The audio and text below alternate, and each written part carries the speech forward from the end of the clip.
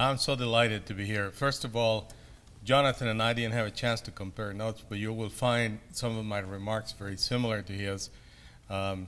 First of all, you know, some capitalists in America someday describe the fact that you have to separate business from personal and say, you know, when something doesn't quite go right, they say, well, it's not personal, it's business. That couldn't be farther from the truth. I don't think anyone can accomplish great things in life unless you take them personally and you're passionate about it. And when you hear Jay come up here in a few minutes, you're going to see that this is not a job for him. This is a passion and a calling in some ways. And Jay, I think it is quite a privilege to be here with you in helping open this facility today. The other reason why I take it personally is because I'm a University of Texas graduate, as was pointed out. I'm honored to be here, but you know, I went to school in '64 through '69 time frame.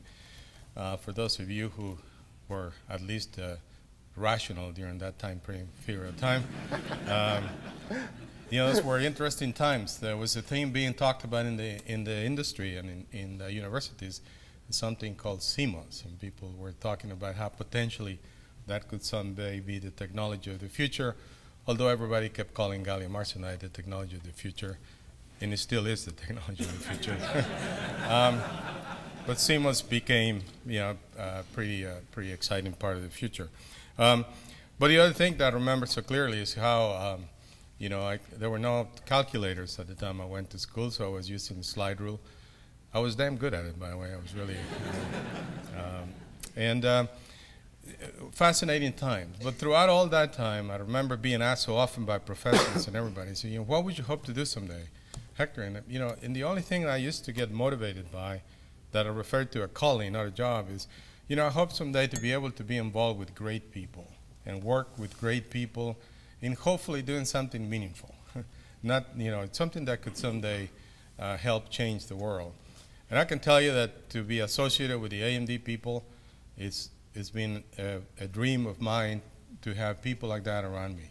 I have some of the greatest people in my company that are motivated and think of it as a calling to create technology that perhaps in some ways can help change the world.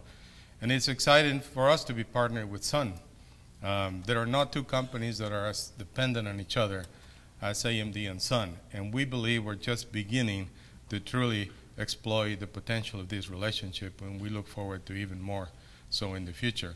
And then to be able to actually have somebody like Sun partner with us to work on something with my alma mater. I mean, that's quite a dream that one can think of. So I look back to my young days in the school and said, you know, some of my dream is beginning to occur. I'm actually involved, surrounded by great people.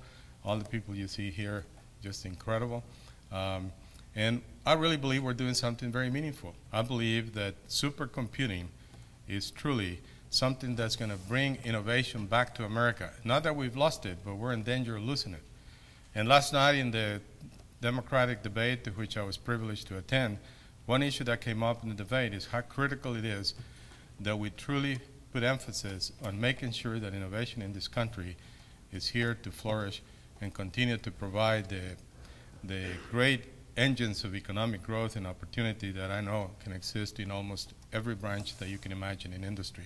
So it's a great privilege, a thrill for me to be part of this and to watch people that are really passionate about what they do and create an opportunity, as Jonathan said, that I believe is going to help bring about not only innovation per se, but ways in which the world can actually get better.